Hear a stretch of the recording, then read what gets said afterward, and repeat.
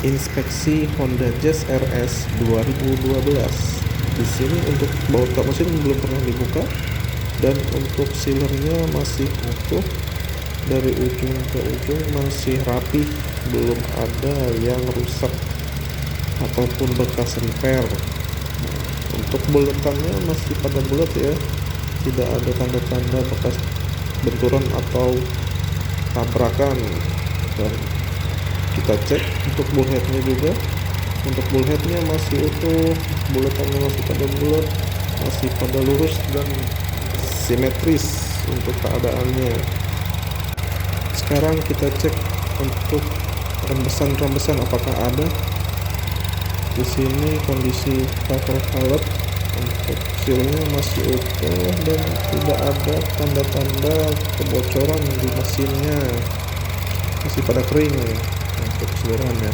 Dan di sini kita cek juga untuk akinya, kondisinya masih hijau ya, hanya ada karat di bagian klemnya. Sekarang kita cek untuk bagian ruang mesinnya, apakah bersih. Oke, kondisinya masih bersih, masih ada perputaran dari rotasi olinya, masih bagus untuk pompa olinya, keseluruhannya masih normal. Untuk bagian headlamp sudah menguning, kanan dan kirinya perlu dipoles nih. Nah, untuk ini ada bohlam juga yang mati, tidak menyala di bagian spion kanan, bohlamnya mati.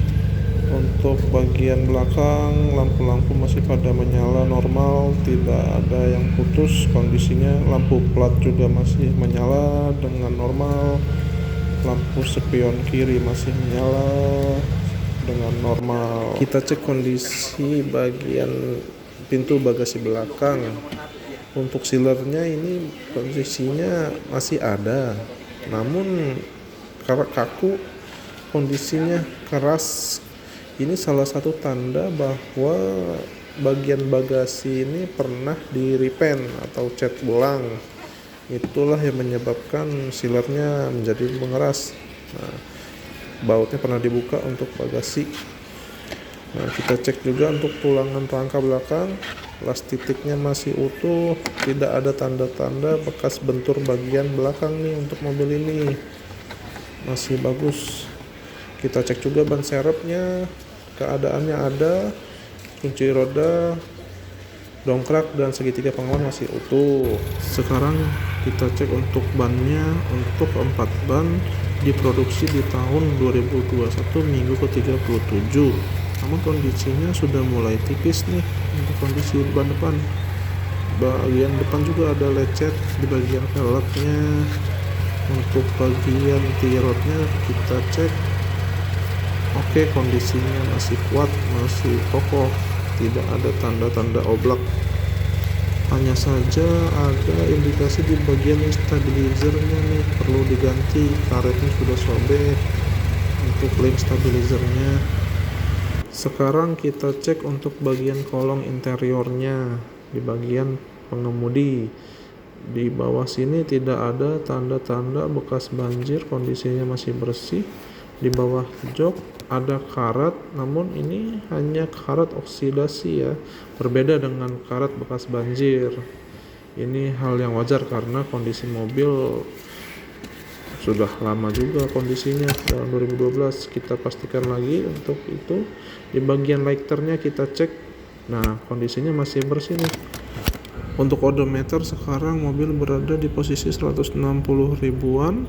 Kita cek untuk rekstirnya, ya ada tanda bunyi-bunyi sedikit untuk rekstirnya.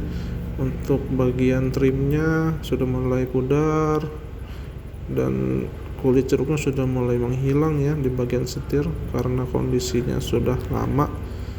Nah, untuk di handremnya ini kondisinya masih ada sedikit. Untuk tuas transmisi juga sudah mulai terkikis kondisinya. Nah, untuk panel dashboard kondisinya masih utuh, tidak ada yang cacat ataupun rusak. Hanya ada luntur lah di bagian di atas head unit. Sekarang kita scan untuk ECU-nya, tidak ada malfungsi ya untuk ECU-nya. Untuk bagian plafonnya ada sedikit serabut di bagian atas. Hand adjusternya bagus, sound visornya masih utuh, masih bagus. Untuk lampunya masih menyala, untuk lampu kabin yang belakang juga masih menyala, kondisinya masih normal.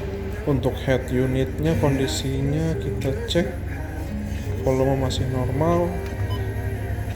Untuk menunya masih normal, tidak ada yang rusak. Untuk tombolnya masih berfungsi dengan baik. Untuk CD-nya juga masih berfungsi. Nah, sekarang kita cek untuk AC-nya. Kita setel di angka nomor 1 paling rendah, dapat di angka 7,3 derajat Celcius. Ini masih dingin sekali ya untuk AC-nya.